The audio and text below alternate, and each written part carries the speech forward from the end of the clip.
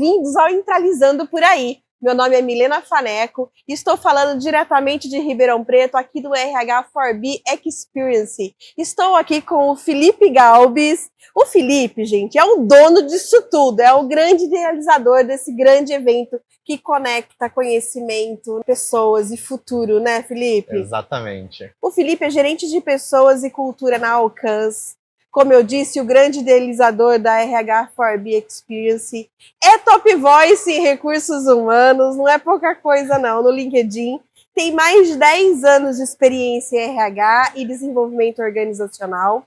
É apaixonado por transformar cultura, performance e a forma como o RH se comunica com as pessoas. Que prazer estar aqui com você, Felipe. Eu que fico muito feliz, Milena. A gente está em êxtase com vocês aqui, Que participando bom. desse momento com a gente, que é um momento tão esperado e tão grandioso para os RHs aqui de Ribeirão Preto, né, e toda a região. A gente vê um movimento muito grande crescendo, então, assim, estou extremamente feliz por ter vocês aqui. Que bom, e nós por estarmos aqui. Você costuma dizer que tem uma carreira em RH e não um crachá. O que isso significa na prática e como que essa visão mudou a sua forma de liderar? Perfeito. Essa é uma frase lema minha, né? Olhando para os profissionais, a gente tem que olhar para isso. Hoje a gente tem uma carreira de RH e não um crachá. Porque quando a gente entende o nosso papel como profissional de RH dentro das empresas, a gente não olha para as nossas funções. Então eu não olho que eu faço recrutamento e seleção, que eu faço pesquisa de clima, que eu faço avaliação de desempenho. Eu olho para aquilo que eu influencio dentro da empresa e consigo transformar em resultados para a operação que a gente tem, né? Então quando eu falo que a gente tem uma carreira é porque ela é sua, né? Você vem construindo ela, você vem desenhando ela da forma que você está se posicionando, está estruturando seus processos. Não é só um crachá que você vai utilizar. Porque o crachá vai te limitar as suas funções, mas eu sei que você vai muito além disso como profissional. E você acha que a sua carreira ela está dentro do seu propósito? Muito. Eu vejo que durante muito tempo eu entendi e acreditei que o RH era só sobre cuidar de pessoas.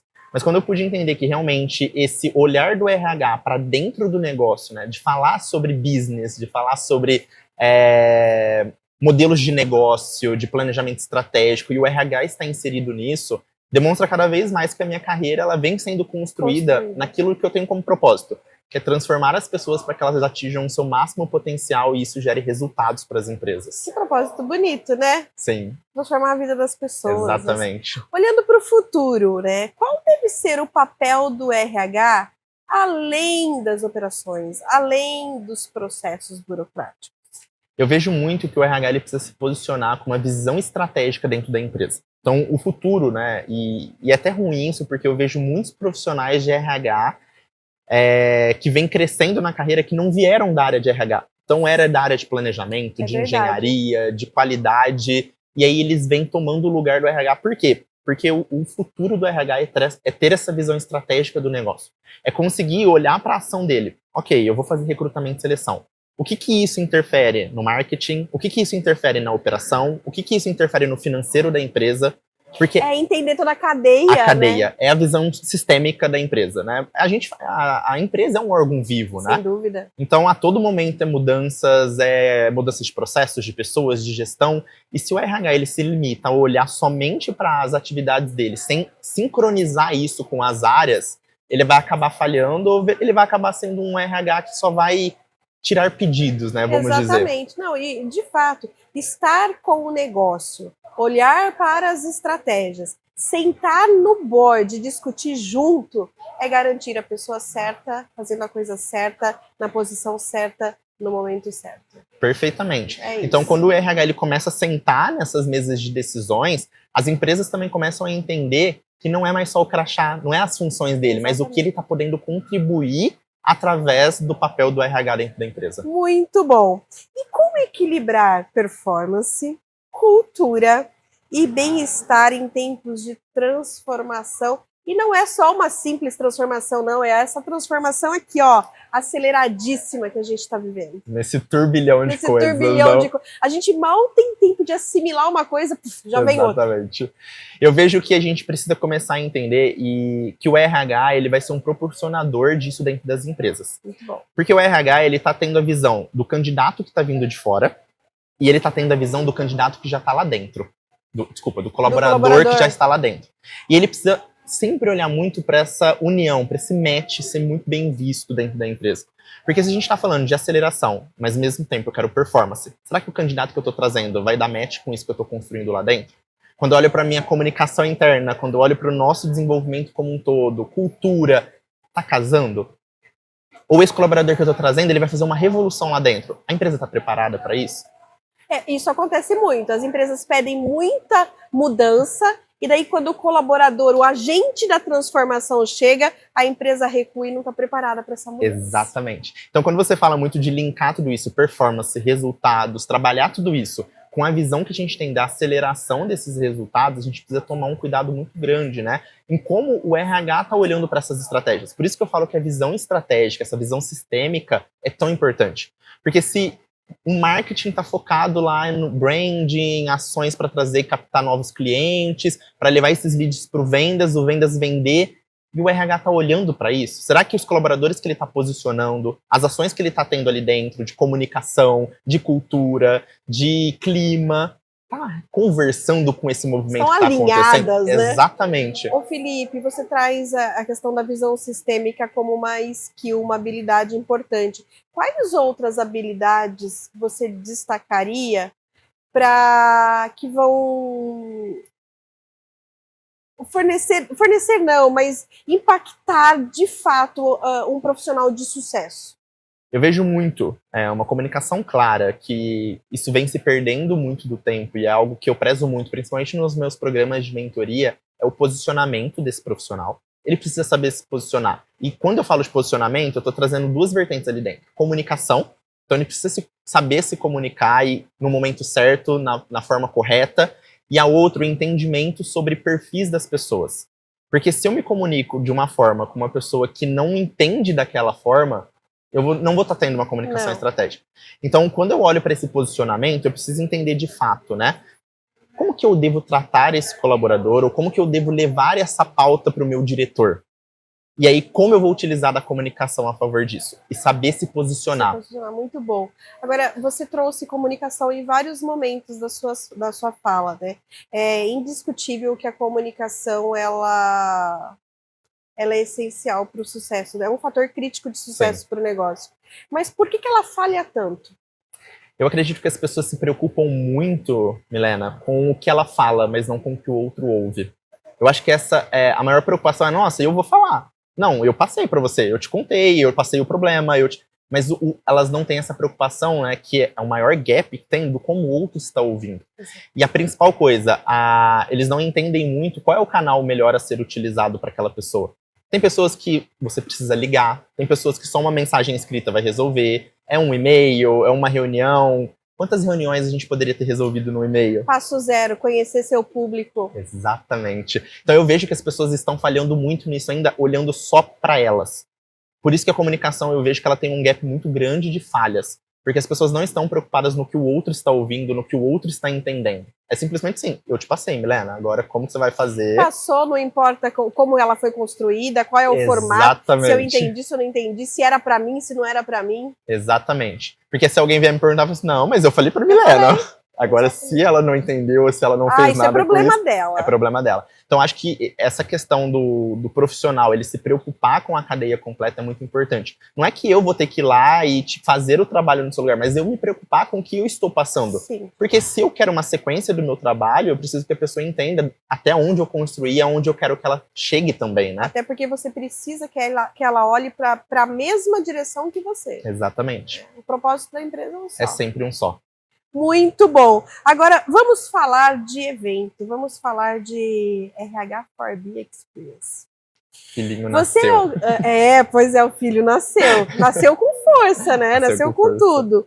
Qual foi seu propósito ao criar esse evento?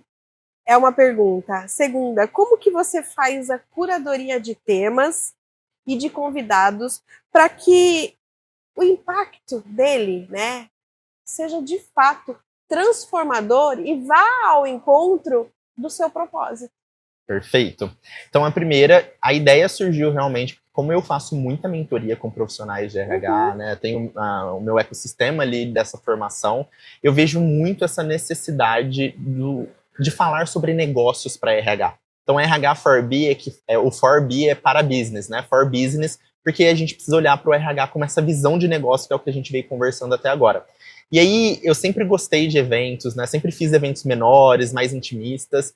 E aí eu falei, poxa, chegou um momento agora da gente trazer essa visão para o RH aqui de Ribeirão Preto, região. Muitas vezes grandes eventos acontecem só em capitais, e aí o pessoal, deslocamento, hotel, custo de ingresso e tudo. E eu falei assim, por que não trazer um evento assim, estruturado, com essa visão para Ribeirão Preto, né? E aí surgiu a ideia do RH for B Experience, porque Experience é realmente uma experiência, né, das pessoas olharem para isso. E a curadoria, eu olho muito com um sentimento daquilo que eu acredito. Então, eu pego os temas que fazem sentido para dentro da metodologia que eu já apliquei na minha vida e cheguei aonde eu cheguei, porque eu alcancei o meu primeiro cargo de gerência de RH antes dos 30 anos.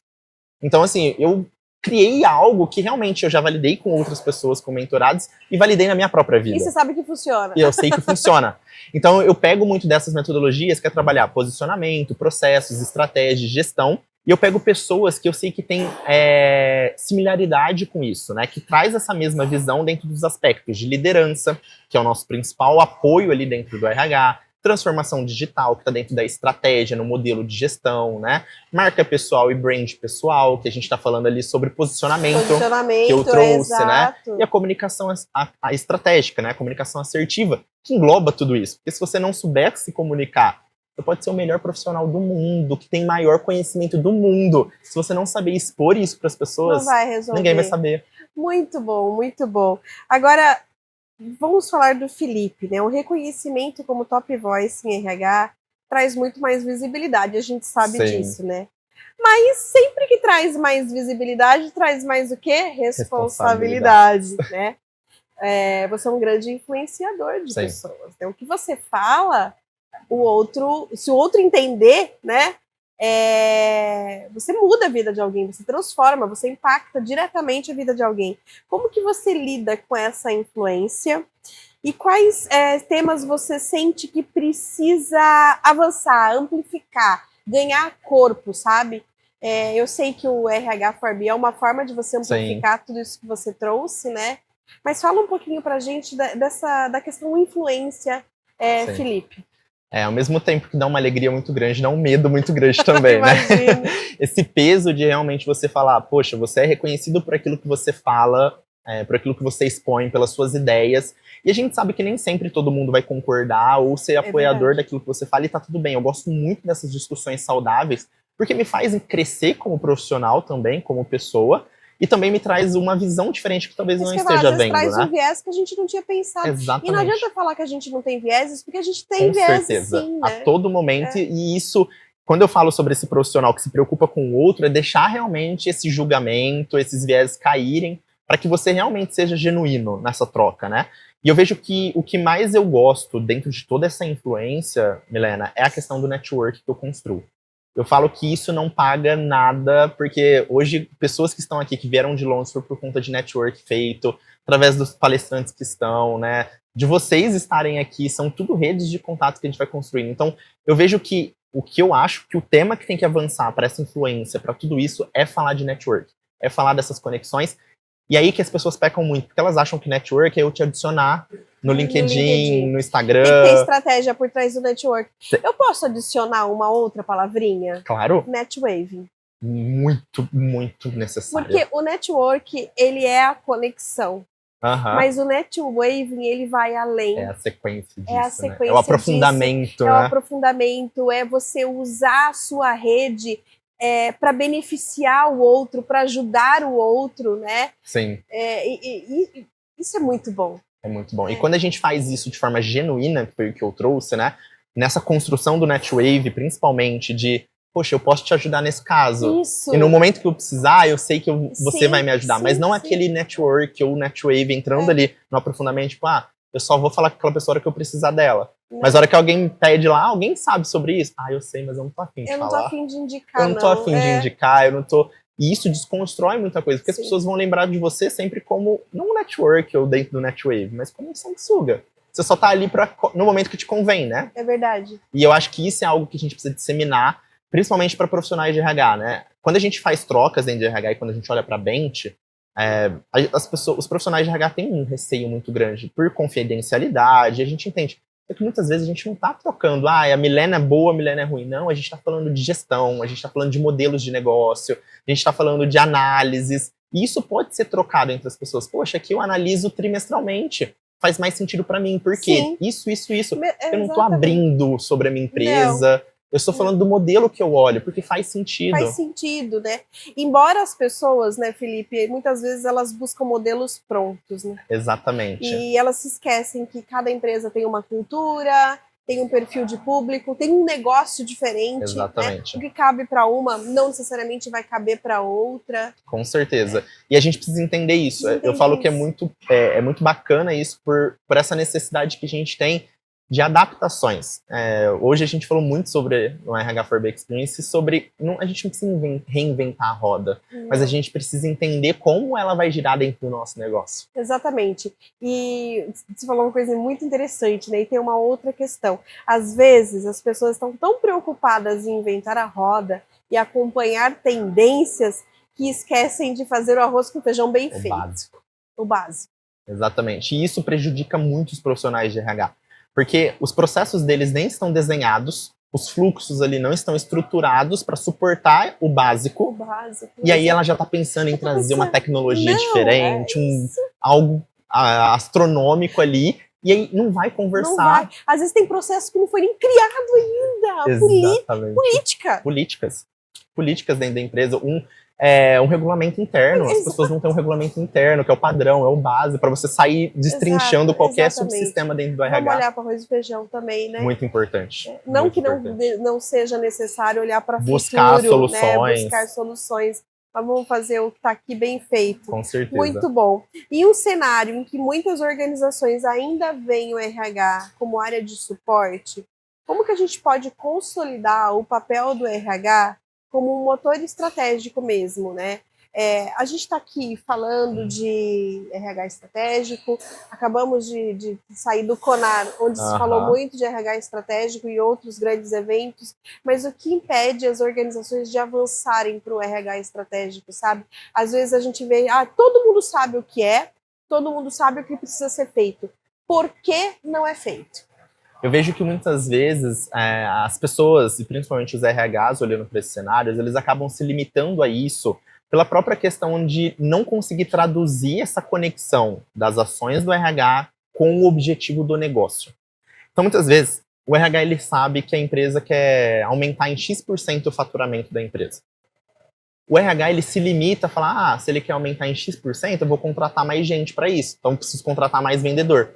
Ao invés dele olhar para a tradução do que ele consegue fazer dentro dos subsistemas do RH para apoiar esse objetivo dentro da empresa. E aí eu vejo que isso muitas vezes limita, porque é o que você trouxe, ele sabe o que ele precisa fazer. Ele sabe que talvez para aumentar faturamento ele não precisa aumentar a quantidade de pessoas, não precisa aumentar headcount. Ele consegue pensar em políticas de premiação, ele consegue pensar num lançamento diferente, ele consegue fomentar cultura dentro da empresa, uma cultura voltada para resultados, para performance. Sim, cultura forte começa de dentro. Exatamente. E aí muitas vezes ele vai no básico. Preciso contratar mais gente. Então, o ser estratégico, foi até um tema que eu discuti muito, e muitas vezes as pessoas estão até cansadas de ficar ouvindo, nossa, você precisa ser estratégico, você precisa ser estratégico. Exato. As pessoas estão cansadas disso, tá ficando chato já, né? De falar a todo momento, você precisa ser estratégico.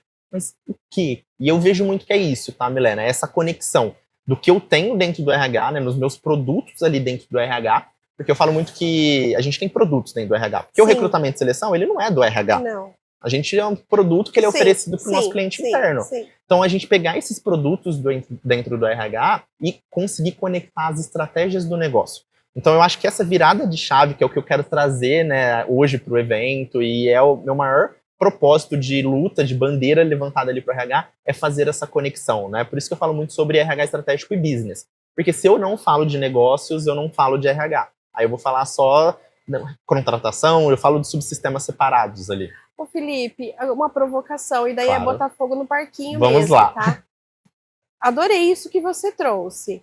Mas será que então a gente não deveria ter ali, sabe, pessoas sentadas que sejam do negócio mesmo? Será que o CEO não teria que ouvir o que é um RH estratégico? Será que o diretor de marketing, o diretor financeiro, o diretor jurídico Será que essa conversa não é para a gente ter num outro nível, né? Lógico, o RH como protagonista, mas se a gente já sabe o que precisa ser feito e muitas vezes como fazer, talvez o que a gente não esteja conseguindo, e daí usando isso que você trouxe da tradução, é convencer quem precisa tomar as decisões a fazer com a gente. Exatamente. Hoje a gente até tem alguns donos de empresas aqui que estão acompanhando os seus RHs, tem CEOs de empresas aqui, porque realmente essa foi a minha provocação desde o início do RH for B Experience. Era para RHs e donos de empresa. Porque a gente precisa começar a trazer essa linguagem para o dono da empresa também. É isso. Porque para ele, às vezes, não é factível. Ele não consegue entender. Mas eu volto a trazer um pouco, tá, Milena? Voltando à sua provocação. Claro. Mas que eu volto a trazer um pouco que, muitas vezes, aquele profissional ali dentro também, ele volta naquela limitação e ele não demonstra isso para dentro da empresa. É outro problema. Daí é posicionamento. Posicionamento. Eu vejo isso muito acontecer, principalmente nos meus mentorados. Quando eu tenho ali e falo, não, você vai lá, você vai bater na sala dele e você vai falar, olha, eu tenho isso daqui para te mostrar. Não é, olha, qual o horáriozinho que você tem, a gente precisa saber também colocar o nosso valor dentro daquilo que a gente está fazendo. E usar a linguagem que ele conhece. De negócio. Bolso. Bolso, é dinheiro. É dinheiro. É o que eu falei, é transformação. Eu vou chegar pro meu diretor, pro CEO da empresa e falar assim, olha, a gente tá num turnover de 10%, isso é ruim. Ele vai falar que é 10%. Agora, se eu chegar, olha, com isso daqui, você perdeu tantos por cento em reais em caixa, porque eu tive que demitir essas pessoas, sua produtividade, você diminuiu 10 unidades no dia, isso te custa X reais. Se a gente tivesse implantado aquela ação que eu te falei, a gente gastaria 10 mil reais, só que um contratempo você perdeu 200 mil. Para a perda de marca empregadora, que é difícil de Exatamente, quando a gente olha para o Employer Brand. Então, assim, ele precisa dessa conexão com o negócio. Por isso que eu falo muito também que cabe o profissional ele se posicionar dessa forma também. Entender o cenário, olha, eu não vou chegar lá e vou falar que um sentimento meu, tô achando que as pessoas estão desmotivadas. Não, eu vou levar em números. Olha a queda da produtividade, olha os desafios que a gente vem enfrentando para trazer pessoas, porque a nossa marca empregadora tá ruim, porque as pessoas estão saindo daqui, não tá legal. Não tá legal, estão saindo, não estamos conseguindo repor com a mesma qualidade que a gente precisa, com a mesma capacitação que a gente precisa. Então ele precisa se posicionar para falar isso com propriedade, com posicionamento, com comunicação estratégica, mas eu vejo que tem um lado do dono da empresa também, né? Deles tirarem essa venda do RH, que foi construída durante muito tempo, né? A gente vem falando das etapas e evoluções do RH. Que às vezes já faz parte da cultura da organização e que precisa fazer um twist aí, né? Exatamente. Então eu vejo que a gente precisa falar com esse, mas eu volto a insistir que o profissional também do RH, ele se limita. Ele fica ali na casinha dele, ele entra dentro da sala, não estão me cobrando, estão pedindo, eu estou entregando, vieram aqui, pediram 3 contratações, entreguei 3 contratações. Tirador de pedido, que foi o que você trouxe. Tá tudo certo. Então ele se limita ali a isso, porque se eu for falar, eu vou ser cobrado também. Com certeza. Você vai expor, você vai ser cobrado desse resultado. Mas que bom, Felipe, que existe você, que tá movimentando tudo isso, para que a gente possa ser essa transformação. Ele diz que a mudança tem que começar na gente. Exatamente. Por isso que eu falo muito desse posicionamento. Precisa começar na gente, realmente. Muito bom. Tem alguma mensagem que você queira deixar para nossa audiência? Claro. Eu vejo muito, então, quando a gente olha para a questão de profissionais que não têm um crachá, mas têm uma carreira. Eu falo muito sobre RH, mas eu acho que isso serve para qualquer tipo de profissional na sua vida, né? É olhar realmente para o seu desenvolvimento, para aquilo que faz sentido para sua carreira, para aquilo que faz sentido para os seus valores como profissional e conseguir tangibilizar isso para ações dentro da empresa. Eu acho que quando vocês conseguirem fazer essa conexão do que eu consigo entregar, do meu papel como profissional, e conseguir trazer isso para um resultado tangível dentro da empresa, o reconhecimento vem, o seu posicionamento vem, o mercado olha isso de forma diferente, porque você começa a se destacar, o network fica mais válido, porque você consegue compartilhar informações que fazem sentido, e aí se aprofunda para um netwave, e aí com isso você vai crescendo, tanto como profissional, como pessoa. Parabéns. Parabéns por tudo, parabéns pela sua trajetória, parabéns pelo evento. Eu que agradeço, imensamente feliz de vocês estarem aqui e já se preparem aí para os próximos, que a gente vai ampliar cada vez mais. Amém. Muito obrigada, Felipe. Eu que agradeço. Até mais. Até mais, pessoal. Tchau, tchau.